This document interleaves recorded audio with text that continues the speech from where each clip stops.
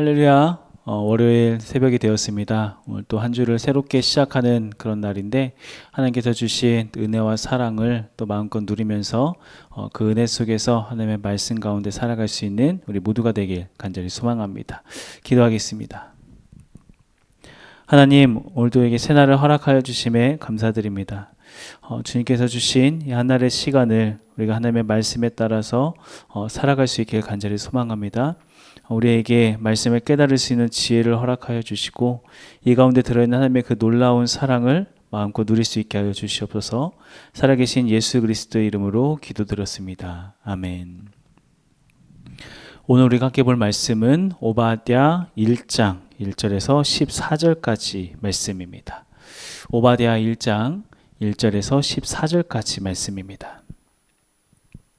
오바댜의 묵시라. 즉 여호와께서 에돔에 대하여 이와 같이 말씀하시니라. 우리가 여호와께로 말미암아 소식을 들었나니 곧 사자가 나라들 가운데에 보내심을 받고 이르기를 너희는 일어날지어다 우리가 일어나서 그와 싸우자 하는 것이니라. 보라, 내가 너를 나라들 가운데에 매우 작게 하였으므로 내가 크게 멸시를 받느니라. 너희 마음의 교만이 너를 속였도다. 바위 틈에 거주하며 높은 곳에 사는 자여, 내가 마음에 이르기를 누가 능히 나를 땅에 끌어내리겠느냐 하니 내가 독수리처럼 높이 오르며 별 사이에 깃들일지라도 내가 거기에서 너를 끌어내리라. 여호와의 말씀이니라. 혹시 도둑이 내게 이르렀으며 강도가 밤중에 내게 이르렀을지라도 만족할 만큼 훔치면 그치지 아니하였겠느냐. 혹시 포도를 따는 자가 내게 이르렀을지라도 그것을 얼마쯤 남기지 아니하였겠느냐. 내가 어찌 그리 망하였는고 예사가 어찌 그리 수탈되었으며 그 감춘 보물이 어찌 그리 빼앗겼는고. 너와 약조한 모든 자들이 다 너를 쫓아 변경에 이르게 하며 너와 화목하던 자들이 너를 속여 이기며 내 먹을 것을 먹는 자들이 내 아래에 함정을 파니 내 마음에 지각이 없음이로다. 여호와의 말씀이니라. 그날에 내가 에돔에서 지혜 있는 자를 멸하며 에서의 산에서 지각 있는 자를 멸하지 아니하겠느냐. 드마나 내 용사들이 놀랄 것이라. 이로 말미암아 에서의 산에 있는 사람은 다 죽임을 당하여 멸절되리라. 내가 내 형제 야곱에게 행한 포악으로 말미암아 부끄러움을 당하고 영원히 멸절되리라. 내가 멀리 있었던 날 곧 이방인이 그의 재물을 빼앗아가며 외국인이 그의 성문에 들어가서 예루살렘을 얻기 위하여 제비 뽑던 날에 너도 그들 중에 한 사람 같았느니라. 내가 형제의 날 곧 그 재앙의 날에 방광할 것이 아니며 유다 자손이 패망하는 날에 기뻐할 것이 아니며 그 고난의 날에 내가 입을 크게 벌릴 것이 아니며 내 백성이 환난을 당하는 날에 내가 그 성문에 들어가지 않을 것이며 환난을 당하는 날에 내가 그 고난을 방광하지 아니할 것이며 환난을 당하는 날에 내가 그 재물에 손을 대지 않을 것이며 내 거리에 서서 그 도망하는 자를 막지 않을 것이며 고난의 날에 그 남은 자를 원수에게 넘기지 않을 것이니라. 아멘. 오바댜 말씀 같은 경우에는 우리가 금요일에 소회언서에 대해서 함께 말씀을 나눌 때 다뤘던 그 본문 중에 하나인데 오바댜 같은 경우에는 성경 66권의 가장 짧은 성경으로 알려져 있습니다. 이 짧은 성경 안에 하나님께서는 어떠한 메시지를 또 담고 있는지 우리가 다시 한번 좀 함께 살펴보기를 원하면 오바댜 같은 경우에는 독특하게 다른 모든 대부분의 성경들은 이스라엘 백성들을 향하여 기록되어 있는데 오바댜 같은 경우에는 이방 나라를 향하여 전달된 하나님의 메시지였다라는 게 오바댜가 가지고 있는 특징 중에 하나입니다. 물론 다른 게 성경 안에서도 조금씩 부분적으로 다른 이스라엘의 이웃의 나라에 대한 하나님의 메시지가 전달되어지긴 했지만 오바댜 같은 경우에는 온전히 이 한 장 전체가 다 어느 한 나라를 향하여서 하나님의 마음이 하나님의 말씀이 전해지고 있다라고 하는 거죠. 자, 이때 말씀이 전달된 나라는 어떤 나라였는가? 1절 말씀을 보면 오바댜의 묵시라 주 여호와께서 에돔에 대하여 이와 같이 말씀하시니라. 우리가 여호와께로 말미암아 소식을 들었나니 곧 사자가 나라들 가운데에 보내심을 받고 이르기를 너희는 일어날지어다 우리가 일어나서 그와 싸우자 하는 것이니라. 자, 말씀을 보면은 이 오바댜의 묵시는 에돔에 대해서 이야기하신 것이다 라고 말씀하고 있습니다. 여기서 에돔이라고 하는 것은 우리가 주일에 보고 있는 야곱의 쌍둥이 형 에서의 별명이 에돔이었습니다. 즉 이 에돔이라고 하는 나라는 에서의 후손들이었으며 그렇다라고 하는 것은 이스라엘과는 형제 나라였다라는 것을 의미해요. 혈통적으로 봤을 때 이스라엘과 굉장히 가까운 민족이 바로 에돔이었다라고 하는 겁니다. 자, 그런데 그런 에돔을 향하여서 하나님께서 말씀을 전하시는데 뭔가 좋은 말씀, 긍정적인 말씀을 하고 있지 않고 계세요. 하나님께서 뭐라고 말씀하셨는가? 2절 말씀을 보면 보라 내가 너를 나라들 가운데에 매우 작게 하였으므로 내가 크게 멸시를 받느니라. 하나님께서 에돔을 굉장히 작게 만들었다 이렇게 말씀하고 있어요. 그러면서 그 이유에 대해서 이야기하시는데 3절 너의 마음의 교만이 너를 속였도다. 바위 틈에 거주하며 높은 곳에 사는 자여 내가 마음에 이르기를 누가 능히 나를 땅에 끌어내리겠느냐 하니. 이 에돔이라는 나라가 자리 잡고 있었던 이 지형 자체가 천연 요새라 할 수 있을 정도로 높은 지대에 있었고, 그래서 이 에돔 사람들은 그곳에 있으면서 우리들은 안심하다, 누가 우리를 침범할 수 있겠냐, 이런 마음, 이러한 교만한 마음을 품고 있었다라고 이야기하고 있습니다. 자, 그런데 하나님께서는 단순히 이 에돔이 교만했기 때문에 그 교만한 마음으로 인해서 그들 향한 어떤 경고의 메시지, 심판의 메시지를 전한 게 아니었습니다. 하나님께서는 에돔이 하나님의 백성이었던 이스라엘 백성들에게 저질렀던 그 일을 기억하시면서 그들을 향하여서 심판의 메시지를 전하고 계신다라고 하는 거예요. 자, 이 에돔이 이스라엘에게 어떠한 그 짓을 저질렀는가 하면은 먼저는 역사적으로 봤을 때 출애굽한 이스라엘 백성들이 이제 40년의 광야 생활을 거의 다 마치고 가나안 땅을 향해 가는데 어쩔 수 없이 에돔 땅을 지나가야만 하는 그런 상황이 벌어졌었습니다. 이때 모세가 에돔 왕에게 가서 부탁을 해요. 우리가 다른 거 어떤 것도 손대지 않을 것이다. 뭐 우물물을 마시지도 않고 먹을 것을 먹지도 않고 그냥 지나가기만 하겠다. 통감하게만 좀 해줘라. 이렇게 부탁을 했는데 에돔 왕이 어떻게 하는가? 단칼에 거절합니다. 그래서 이 모세는 이 이스라엘 백성들을 이끌고 더 먼 길을 돌아갈 수밖에 없었습니다. 그런데 뭐 이 정도 가지고 뭐 하나님께서 너희들 어떻게 그럴 수 있어? 내가 너희 심판할 거야. 이렇게 말씀하신 것은 아니었어요. 그것보다 더 심각한 사건이 하나 있었는데 그게 무슨 사건인가 하면은 1장 10절과 11절 말씀입니다. 내가 내 형제 야곱에게 행한 포악으로 말미암아 부끄러움을 당하고 영원히 멸절되리라. 내가 멀리 섰던 날 곧 이방인이 그의 재물을 빼앗아가며 외국인이 그의 성문에 들어가서 예루살렘을 얻기 위하여 제비 뽑던 날에 너도 그들 중 한 사람 같았느니라. 자, 하나님께서는 에돔의 형제 야곱에게 행했던 포악함이 있었다. 그 포악함 때문에 너희들이 멸절될 것이다 라고 이야기하면서 그날이 언제인가라고 하면은 11절 말씀 보니까 내가 멀리 섰던 날이라고 하고 있어요. 자, 여기서 이 멀리 섰던 날이라고 하는 게 언제를 이야기하는가? 우리가 어제 주일날에도 다뤄졌던 그 시점을 이야기합니다. 언제인가 하면은 AD 586년에 남유다가 바벨론에 의해서 망하게 되었던 그때.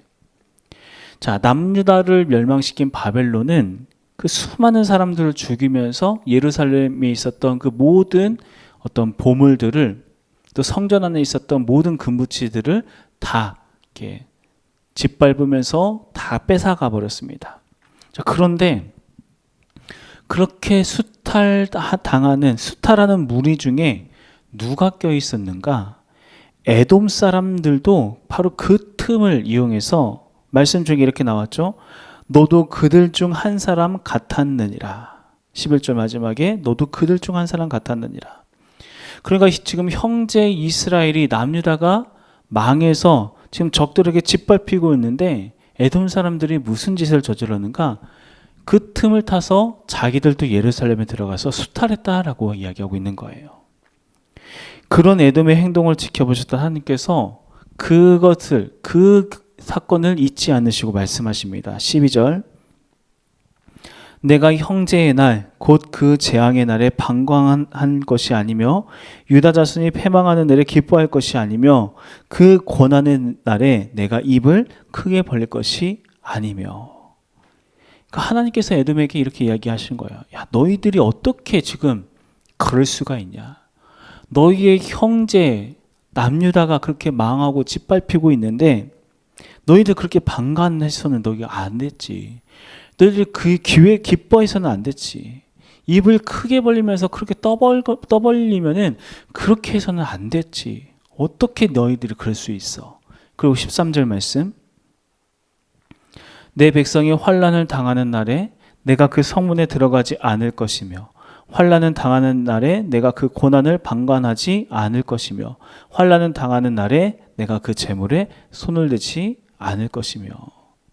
하나님께서는 계속해서 말씀하고 계세요.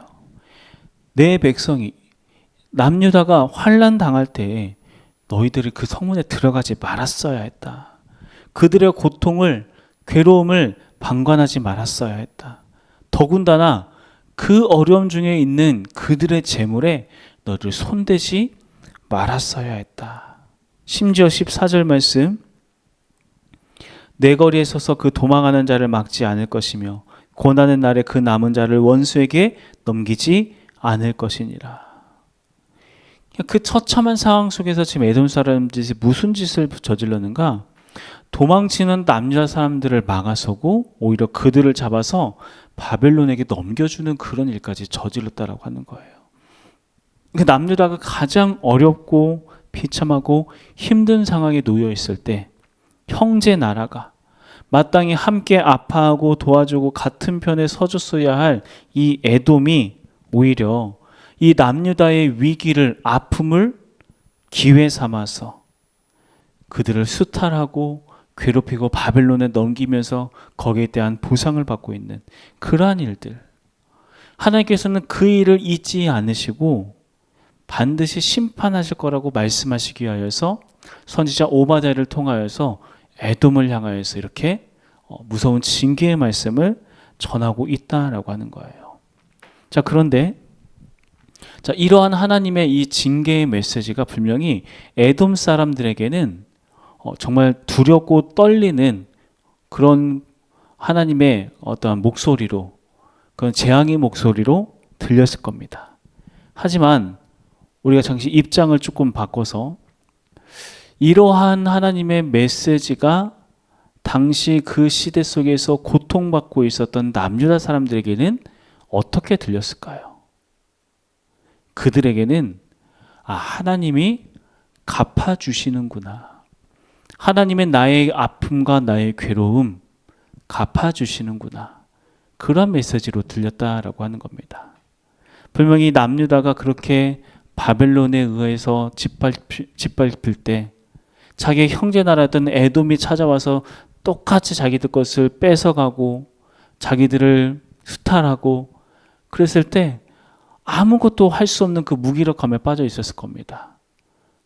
그렇게 자기들의 억울한 일을 당했음에도 불구하고 거기에 대해서 대항할 수 없을 정도로 처참하게 무너졌던 그때 그 순간. 그런데 하나님께서는 그때 그 일을 잊지 않으시고 반드시 갚아주실 거라고 지금 약속하고 계신다라고 하는 거예요. 그런데 이러한 일들, 우리도 이 세상을 살아가다 보면은 이렇게 남유다가 당했던 이러한 일들과 비슷한 일들을 당할 때가 참 많이 있지 않나라는 생각이 들어요. 분명히 너무나도 친했던 사이, 서로 정말 마음을 나눴던 사이였는데 결정적인 순간에 내가 가장 힘들고 아플 때 나의 뒤통수를 치고 내 등에 칼을 꽂고 그러면서 정말 또 다른 이익을 취하면서 나를 모른 척하는 그런 많은 사람들, 지울 수 없는 상처를 줬던 그런 믿었던 사람들이 분명히 우리들의 인생 가운데 있을 겁니다. 그런데 하나님께서는 바로 그때 그 사건을 잊지 않으시고 기억하고 계신다라고 하는 거예요. 이러한 말씀은 단순히 하나님께서 복수해 주신다라는 의미를 넘어서 하나님께서 우리의 마음을 알고 계신다라고 하는 의미라고 하는 겁니다. 네가 네 마음 알아. 네가 얼마나 억울했는지, 그 배신감이 얼마나 치를 떨었는지 내가 그거 알고 있어. 그리고 내가 갚아줄게. 이러한 하나님의 말씀을 들었을 때 그냥 그 말 한마디가, 그 일이 실행됐는지 안 했는지를 떠나서 그 말 한마디가 그 쓰리고 괴로웠던 그 마음을 위로하며 치유하게 될 것입니다. 무엇보다도 우리가 기억해야 할 것은 바로 그러한 일이 예수 그리스도의 십자가를 통하여서 우리에게 이루어질 일이라고 하는 거예요. 우리가 가장 어렵고 괴로운 그 순간에 하나님께서는 예수 그리스도를 통하여 우리를 찾아오셔서 우리를 위로하시며 아팠지, 괴로웠지, 억울했지. 지금 나의 손을 붙잡고 일어나라. 그런 예수 그리스도의 그 음성을 듣고 그분 앞에서 위로받고 그분 앞에서 치유받게 되었을 때 우리는 우리의 과거가 어떠하든지 어떠한 애돔을 만났든지 우리들의 마음은 온전히 회복되어질 것이며 그렇게 회복된 우리들을 통하여서 또 다른 누군가에게 우리가 다시 한번 그 손길을 내밀 수 있는 그런 하나님의 사람으로서의 발걸음을 걸어갈 수 있게 될 것입니다. 우리가 이 에돔의 이 말씀을 함께 묵상하면서 갚아주시는 하나님, 반드시 내 편에 서서 일하시는 그 하나님을 기대하면서 그렇게 매일매일 살아가면서 그런 하나님의 손길을 통하여서 위로를 얻고 새 힘을 얻을 수 있는 우리 모두가 될 수 있길 간절히 소망합니다. 기도하겠습니다. 하나님, 에돔을 향한 그 경고의 메시지가 하나님의 사람들, 그때 에돔으로 인하여 상처받고 마음이 무너졌던 이들에게 큰 위로가 되었다라고 하는 거, 또한 그러한 말씀을 우리에게 들려주시는 이유는 바로 우리를 위로하기 위함이라는 것을 말씀을 통하여 깨닫게 됩니다. 하나님, 이러한 주의 말씀을 우리가 다시 한번 붙잡고 우리가 있는 이곳에서 각자 서 있는 그곳에서 다시 한번 회복의 역사가 일어나길 간절히 소망합니다. 우리 마음속에 있는 모든 상처와 아픔들을 덮으시고 회복시키시는 하나님의 손길을 경험하게 하시고 그런 예수 그리스도의 십자가의 능력으로 말미암아 우리가 온전케 되어지게 하여 주시옵소서. 우리 오늘 하루의 삶을 주님 앞에 올려드립니다. 감사드리며 예수 그리스도 이름으로 기도드렸습니다. 아멘.